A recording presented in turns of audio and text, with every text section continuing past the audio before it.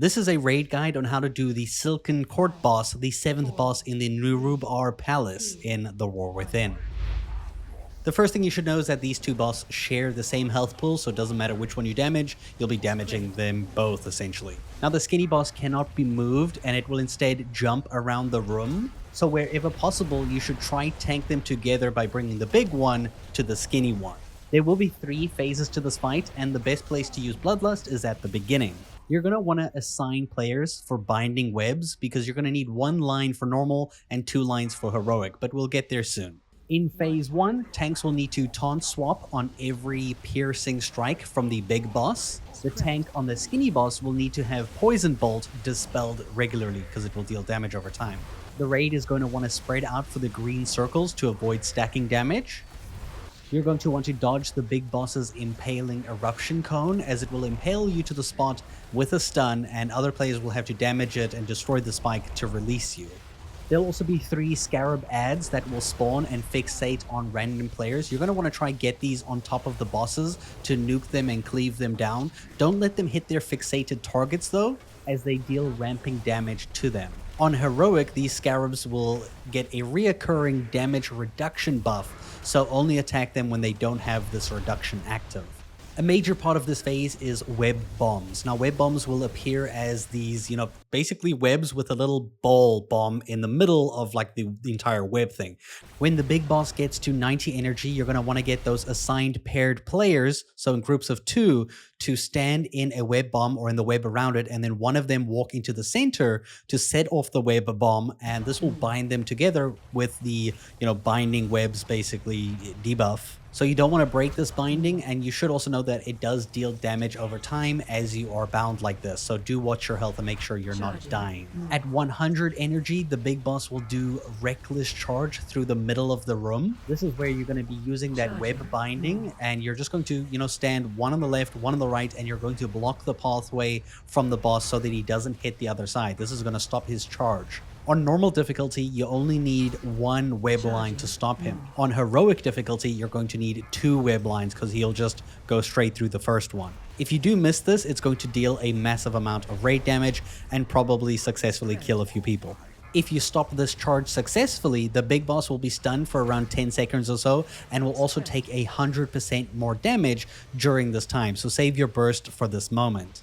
Now, when the skinny boss gets to 100 energy, this will signify this end of this phase, and it will jump to the middle of the room, and it will start casting Shatter Existence. The big boss won't be around for this, it will disappear, and instead you will need to rotate around the skinny boss, dodging the cone attacks that it does. At certain points, this whole room will fill up with these cones, but it is easy to dodge them. You just stand in the recent one that hasn't gone off yet, and then when the ones on the left and the right explode, you just swap and stand in that place. It's quite simple to time them and just dodge them. You'll also need to damage the boss during this phase to destroy the shield around it so that you can end this phase while dodging the cones. In phase 2, the big boss will come back during this phase and will no longer do the Reckless Charge for this phase, so that's nice. The skinny boss will now use Void Bolt instead of Poison Bolt on the tank who's tanking it, and they should also be dispelled regularly so that it doesn't deal too much damage over time to the tank.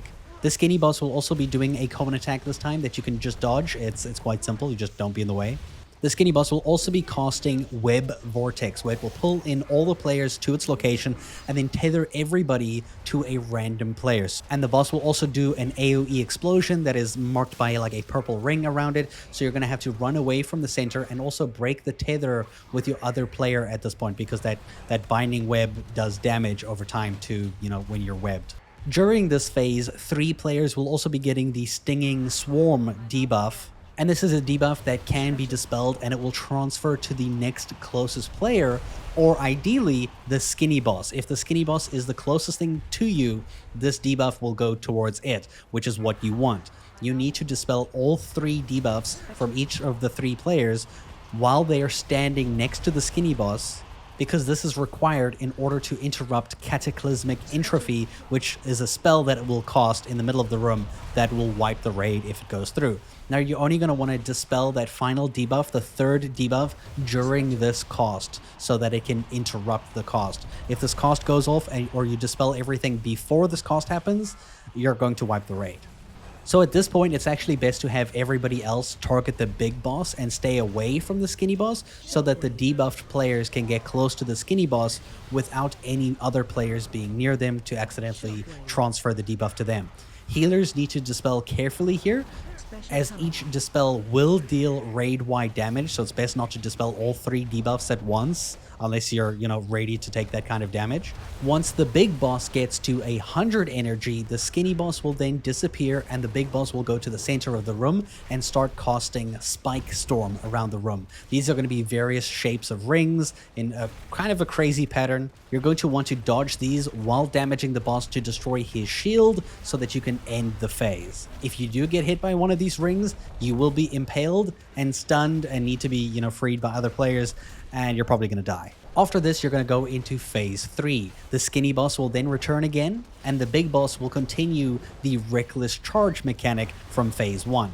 And this is going to happen alongside the 3 stinging swarm debuffs that you're again going to have those 3 random players to be dispelled next to the skinny boss in order to stop its, cost. The skinny boss will also continue doing the web vortex pull mechanic, which tethers everybody to a random player. Now this time you're not going to break those tethers immediately because it's the only way to get those, binding web tethers to block the reckless charge from the big boss. So 2 random players are going to have to work together, or in heroic, 4 random players are going to have to put 2 lines across the path for the reckless charge so that you can stop reckless charge and get that 100% damage increase on that boss for those few seconds it's stunned.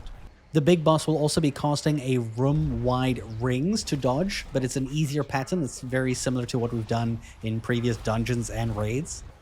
And lastly, the big boss will also channel Unleashed Swarm, which is just a raid-wide damage during this phase that just damages everybody, so stack for healing to get through it. And that is everything you need to know on how to beat the Silken Court boss. I hope you guys enjoyed this video, and thank you so much for watching.